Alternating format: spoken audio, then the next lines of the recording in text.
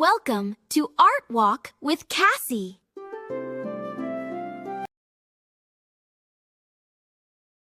Orthodox theology has long held that this is the hardest category of temptation to resist.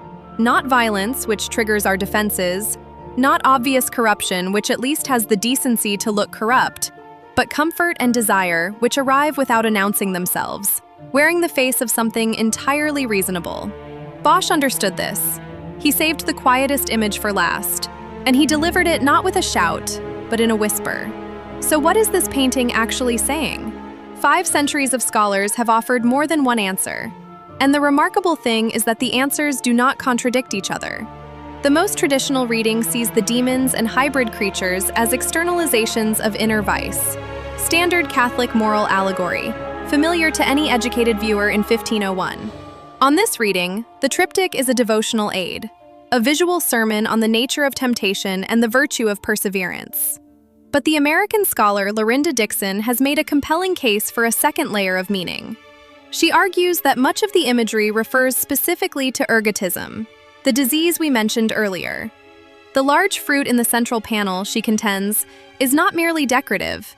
It is a mandrake apple, used in contemporary medicine as an anesthetic. The fish and thistles scattered through the panels are identifiable herbal remedies against the disease. On this reading, the triptych is not just a spiritual document, but a medical one, a visual pharmacopoeia embedded within a saint's life. A third reading treats the work as institutional criticism. The demon in clerical vestments, the mock mass, the simony reference. In the Netherlands in 1501, church corruption was not a vague background concern. It was a live and urgent controversy. Martin Luther was 16 years away from nailing his theses to the door at Wittenberg. But the conditions that would make his argument legible were already fully present. Bosch, painting under the protection of a religious subject, may well have been saying something about his own world that he could not safely say in any other way. These 3 readings, theological, medical, political, are not mutually exclusive. Bosch almost certainly layered his references deliberately, painting for audiences with very different levels of literacy. For the ordinary churchgoer, a moral fable. For the physician or the humanist scholar, a network of specific medical and alchemical illusions. For the politically aware, a coded critique wrapped in the safe clothing of devotion. This is a painting you can read at multiple depths, like a lake that looks shallow from the surface, but the further down you go, the more you find. Let us take one last step back and consider the triptych as a whole. Bosch organized the 3 panels as a progression, and the progression is precise. Physical assault comes first. Institutional corruption comes second. Private desire comes last.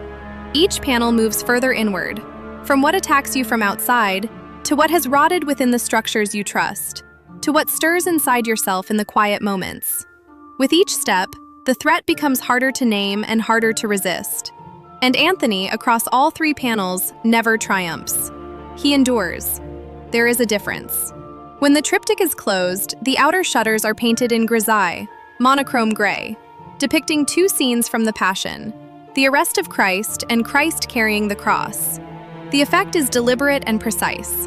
When the altarpiece folds shut, Anthony's ordeal is placed in direct conversation with the suffering of Christ himself. What the saint endures in his desert and what Christ endures on the road to Calvary are connected, different in scale, but continuous in kind. The devotional purpose of this triptych is not to comfort you. It is to place you inside the same 3 categories of threats: violence, corruption, desire, and leave the outcome open. Bosch painted a saint who holds on. He did not paint a saint who wins. And then he painted that saint looking directly out of the canvas, at you. The question the painting asks is whether you have stood firm against the blow that comes from outside, whether you have kept your eyes clear in the face of institutions that have dressed corruption in sacred robes, and whether, when something quiet and soft knocked at your door and asked to come in, you kept the door closed. Bosch refuses to answer that question for you. He simply painted Saint Anthony, still kneeling, still pointing after 500 years, toward the small figure of Christ that nobody else in the painting will look at. Whether you look is entirely up to you.